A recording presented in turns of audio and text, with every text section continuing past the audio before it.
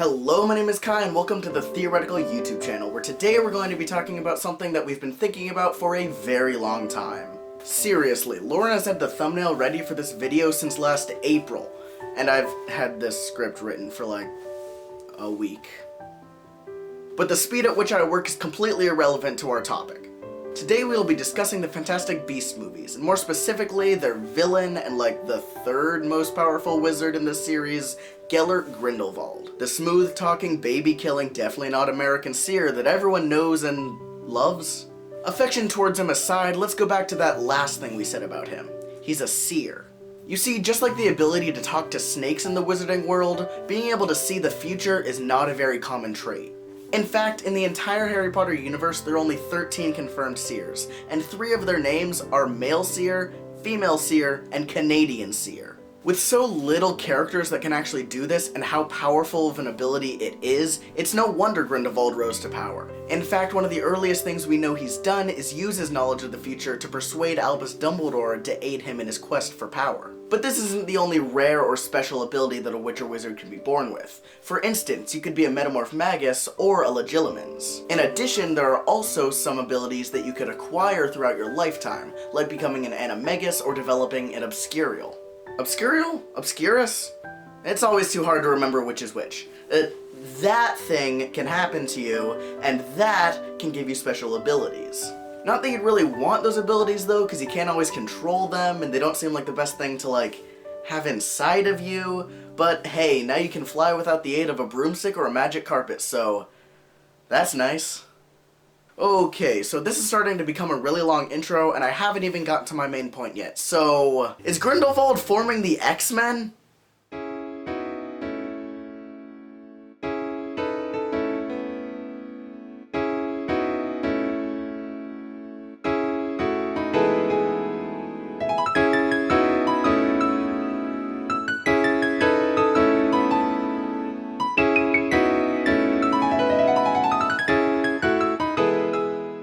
Okay, obviously I'm not actually proposing that Grindelwald is forming the X-Men like Charles Xavier, because those are mutants and these are wizards and they're made by different companies and they live in different universes and Disney hasn't bought Warner Bros.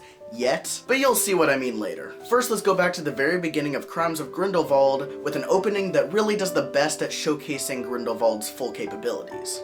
Not only did it show us his ability in battle, but it also showed us that he was able to persuade a MACUSA worker to help him break out of MACUSA. But for some reason, the internet was really confused by this scene. Particularly a pair of super brothers that we may be subscribed and look up to that not only discussed this scene in depth during the review of the movie, but also went on to make an entire video about the events of the scene. So no one in particular. And when we saw that people were so confused as to what Grindelwald's plan in this scene was, we were just sitting there and we're like, well, it's obvious, isn't it? At some point before the movie begins, and even before they remove his tongue, Grindelwald and Abernathy switch places. Then they accidentally take Abernathy in the carriage to transfer him to Europe because he looks like Grindelwald. Then they reveal their true selves, Grindelwald saves Abernathy, and they ride off into the night only to appear again in Paris. But the reason everyone was so confused was because it seemed like this entire fight didn't need to happen. Why would Grindelwald risk his freedom to save one follower when later we see that he has hundreds at his beck and call? And this is when we knew that we had realized something about the movie that the entire internet had somehow missed. Grindelwald isn't going back to save Abernathy just because he's a loyal follower. He's going back to save Abernathy because he's a Metamorph Magus. And yes, this is the reason we mentioned that earlier. If you don't know because you only watched the movies, you skipped Order of the Phoenix, or you just don't like the character of Tonks that much, it's not that hard to understand. Metamorph Magi are basically shapeshifters. They can change their body into whatever or whoever they want, whenever they want. And they can do all this without needing to say a spell or even carry a wand at all. Although it's not exactly clear as to what the limits of this power are. For instance, it would be unlikely that a Metamorph Magus could transform into a bird and fly away. Although it might be possible for them to transform into a goblin since they are both anthropomorphic creatures. However, Tonks is also able to transform her nose to look like a pig snout, so it's really unclear as to what the rules are. I think as long as the body structure is the same, like the structure for a nose of a pig and the structure for the nose of a human are similar, they can transform into that. However, the main point I want to get at is this. When Harry asks if he can become a Metamorph Magus to hide his scar, Tonks replies with this. Well, you'll have to learn the hard way, I'm afraid. Metamorph Magi are really rare. They're born, not made. Most wizards need to use a wand or potions to change their appearance. This is the reason Grindelwald went back to save Abernathy, because he is a very rare and powerful asset in the coming war. And not only would he want him to be on his side, but he would want him to be one of his closest allies so he can use his power whenever he wants. That is why he personally bothers to save him from the carriage and take him to Paris, as opposed to letting him ride the carriage to Europe, feign the Imperius curse or something, and then join his side later. Okay, so this entire theory hinges on the fact that Abernathy is a metamorph magus, but we don't exactly know that to be true. But think about it, he's the only character that we see to transform that doesn't use polypotion or that we know is an extremely powerful wizard. It seems metamorph magi are also able to control the speed at which they change from one form to another.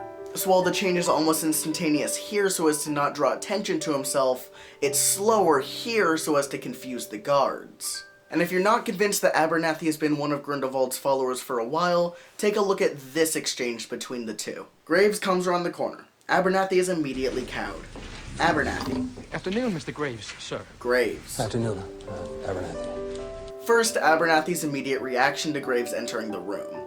Sure, it could be because Graves already is a very powerful wizard, but if he knew something else about him, there might be a reason that he's much more hesitant.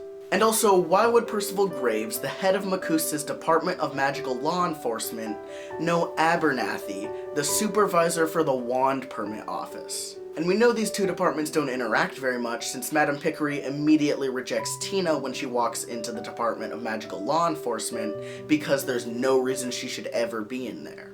But both of the odd things in this scene can be solved if you change the context a bit. Instead of seeing it as an extremely important person in Macusa somehow knowing the name of the Wand Permit Supervisor, look at it as Grindelwald knowing the name of his most recent recruit and one of the only people who knows his true identity. And if you're still not convinced, look at the only other thing he does in the movie. Try to stop Queenie from leaving Macusa with the briefcase. Sure, maybe he had a crush on her and was trying to flirt, but then why would he immediately ask what was in the case? Maybe Graves/Grindelwald gave him a special mission. Watch the door and make sure Tina, Newt, or the case do not leave the building. So then when he sees Queenie, he goes to interrogate her since she is Tina's sister, but then gets embarrassed and lets her go. Okay, so if Grindelwald recruited Abernathy because he's a metamorph magus, what about the other people he picks up along the way? Well, from Abernathy, we can logically move to Queenie, a person we actually see the indoctrination of. But this entire scene would have been a massive failure if Grindelwald didn't already know that she was a Legilimens, so he could prepare himself for the necessary occlumency. But where did he learn that she was a Legilimens? Well, for that, we can go back to Abernathy. And this isn't just pure speculation. Let's look at the scene where he turns from the old lady. Because he only comes in the end, the main focus of this scene is on Queenie searching for Tina in the Parisian Ministry of Magic, but nevertheless, they were both there. And immediately after they pass each other, Queenie is approached by Rosier. But why would Grindelwald's second-in-command go straight to recruiting this random girl that she found crying in the street? Well, because Abernathy is obviously the one who tipped her off. He has met Queenie, he's been tricked by Queenie, and he's even had a crush on Queenie. Even halfway across the world on a stealth mission, he's gonna recognize her. Why would Abernathy think Grindelwald would want Queenie as a follower? Well, in case you haven't guessed the obvious answer, it's because she's a Legilimens. And this means a lot more than you might think. Sure, any wizard can perform Legilimency, we know Snape and Voldemort were extremely good at it. But Queenie is a completely different case. She's not using the spell Legilimens or any incantation at all. It's just her, without a wand, and with natural ease. It's not a power that can be taken away or inhibited. Sure, people like Grindelwald can shield their mind from her, but that's because he's an extremely powerful wizard. The everyday person isn't going to be able to protect themselves from this kind of magic. Harry Potter. And it's more than just mind reading. Queenie's actress, Alison Sudol, describes the ability as reading into someone's story. She can see someone's goals and literally everything you don't want to be seen, right down to your core. There's a reason Queenie makes everyone feel uncomfortable, even her friends and family. Just being around her means no one is safe. Not even their minds are private anymore. If Abernathy is Grindelwald's chameleon and spy, able to infiltrate any stronghold and organization, then Queenie is his master interrogator. But this isn't just limited to his enemies. Like I said, no one is safe. With Queenie by his side, Grindelwald is practically immune to betrayal from his own followers. You just can't start an uprising against someone who can see your thoughts. And the strategic use of legitimacy is actually the first thing we see Grindelwald use Queenie for. At the end of the second film, Grindelwald is able to get Queenie to infiltrate Credence's mind in order to find out the best way to manipulate him into joining his side. And that brings us to the next person Grindelwald recruits, Credence. The same person he's been searching for the entirety of the 2 movies. Like, the plot of the entire series so far has been Grindelwald trying to get this one person to join his side. So he must be important, right? Yeah, not only might he be another Dumbledore, but he's the only confirmed wizard to ever house an Obscurus at his age. Which means he is an extremely powerful wizard, and his Obscurus is even more so. So in actuality, Grindelwald wasn't trying to get Credence on his side, he was trying to get his Obscurus. At no point did he try to recruit Credence. The whole time he was just using him to get to the Obscurial he saw a vision of.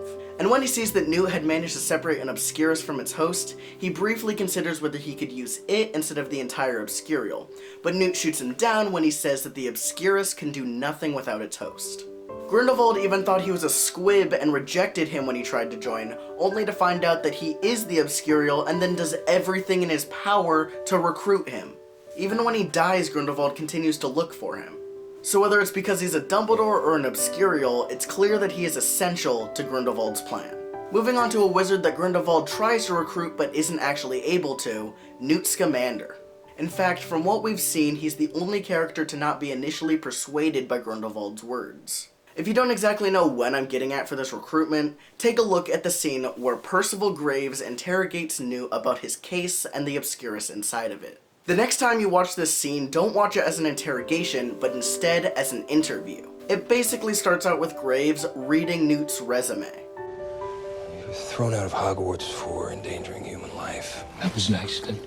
With a beast. Yet one of your teachers argued strongly against your expulsion. And then he asks his first question.